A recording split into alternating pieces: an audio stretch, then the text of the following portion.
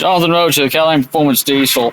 I want to hit up something we had on 6.0, and I also want to apologize for lack of content here lately. We had some videos that's supposed to be edited and published and put on the website. It didn't work out. We're going to start doing better about the content. I've got to figure out some other provisions to get you better quality videos. I'm going to start doing that soon. It's just between the construction, trying to work on all these trucks and everything, I'm kind of backed up and running ragged at the moment, but we'll get it situated. But anyway, so I want to hit is on these 6.0s and the older coolers. Some of y'all want to tackle the job yourself. One thing I really want to hit on is the flushing process, because we actually got a bit on the butt on one of our sales here recently.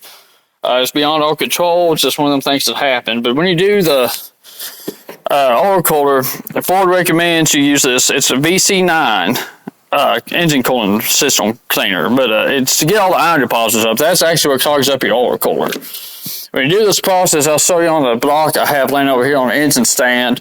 You're supposed to put that stuff in the truck with pure water, run it for 2 hours over 1,200 RPM. And when you're done, you pull these plugs out of the block. One is behind your starter on the passenger side, so you will have to drop your starter. But they're O-ring seal, 8mm Allen, pop them out. You pop them out and pull your bottom radiator plug and flush all that out.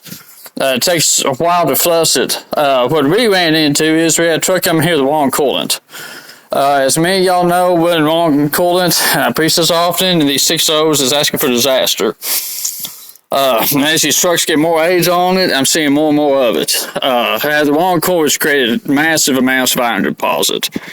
I flush and flush and flush this thing before we done the oil cooler. And finally, the last 2 flushes are clean, so we went ahead and done it. Put it on truck. I put all miles on the truck. Customer got the truck back. We even put a heater core in it because the heater core's been clogged for a long time. And he said it was doing good, and all of a sudden it wasn't. So I told him, bring it back. You know, apparently some of that scale from under the wrong coolant came loose in the block and made its way into the system. And even though I probably shouldn't have, I told the customer how to take care of it out of pocket, because I warned him when he picked the truck up that this is one of the worst case scenarios I've ever seen. I've done a countless number of these oil coolers. I have never had an issue with one coming back, because I always do the flushing process. And I went above and beyond on this one. But another thing I want to hit on, I'm not going to lie to you, I haven't really used these fittings much. I'm not sure if you can get in there and see that very well, but this is a oil cooler backflush fitting, and that's to help flush out your system if your oil cooler is starting to get clogged. I have always been halfway against them. Reason being is because people's buying them, trying to put them on their truck for oil cooler is already completely clogged up, and the iron deposits already started setting in there hard. And I don't think it's good for that. You're going to have to break down and do the regular thing. But in this situation, we just opted to use this fitting, because with it being a fresh problem and doing everything, we've done the engine flush a couple more times again. Spent a good bit of money buying this VC9 and all time running the truck. But we opted to do this and backflush the whole system, backflush the heater core, and hopefully be able to save that new oil cooler.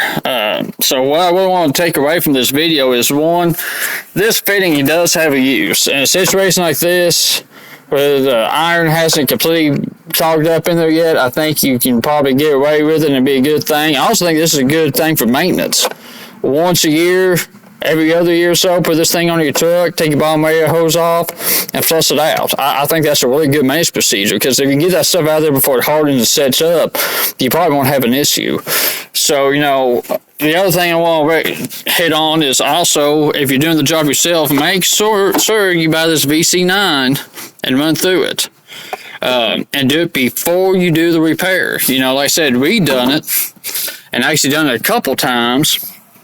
I kept flushing the system, and it's still busting the butt in the end from years of, or I'm not going to say years. I don't know how long he had the wrong coolant in it. I don't know what kind of coolant had it in before he bought the truck and everything, but put Motorcraft Gold in these trucks.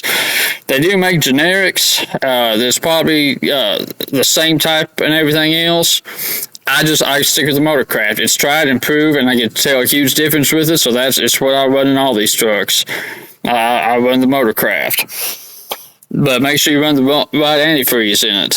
But the other thing I have noticed, he does have a coolant filtration system kit on this truck. I think that is a very good upgrade on 6.0. Resell these things. We've got the Sinistras. We got some off-brands a little bit cheaper. And most of them run the same style filter, so honestly, save you some money, and you might not have to go with the Sinistra. But I ain't got nothing against Sinistra, but somebody on a budget, we got some other options for you that's more cost feasible. But anyway, this is my short little quick video. I hope it helps some of y'all out. Like I said, I want to take away from this video, I'll say it one more time, is to make sure before you change your oil cooler, do this flush. Like I said, redone it. And we went above and beyond Ford specs and flushed this thing multiple times until it started coming out clean for several flushes. And we still had iron deposits come off in the block and clog it up. We have never had that issue before. And like I said, I've done countless of these things and never had one come back. But this was an extreme situation. I want to hit up on this back flush valve one more time. This is a good option. You can buy these things. You can buy them on eBay for $30. And all you do is you pull that top cap off right there on your oil cooler, stick it on, flush your system out once a year or every other year. Get that stuff out of the system. Heck, do it every oil change if you want to go above and beyond. But I believe that is a good thing for maintenance. Situation like this, it might save us, it might not. I'll probably do an update video. And then once again, the last thing I want to hit on, I'm going to repeat myself on, is the right coolant. Stick the right coolant in these things. There's a reason Ford wants you a Motorcraft Gold. It's for the the iron deposits in there. These things also have some sand in them from the casting process that causes issues. So make sure you're going to do this. This is too tedious of a job and time consuming of a job to have to do it twice. And it's like I told the customer when he picked the truck up, I'd never seen a case this extreme with the rust that come out of this system. And I'm trying to save him some money because, you know, like I said, we flushed this thing to so clean. Apparently some of that stuff just broke loose after the fact. Another little tip, sometimes what I'll do in a situation that is a little bit extreme, I have them plugs out of the block, I'll send you about, I'll flush them. Every now and then I'll make sure I get my hose in the reservoir, keep it full. I'll bump the starter, just kick the oil pump over, just shoot it out of the block, give it that extra pressure.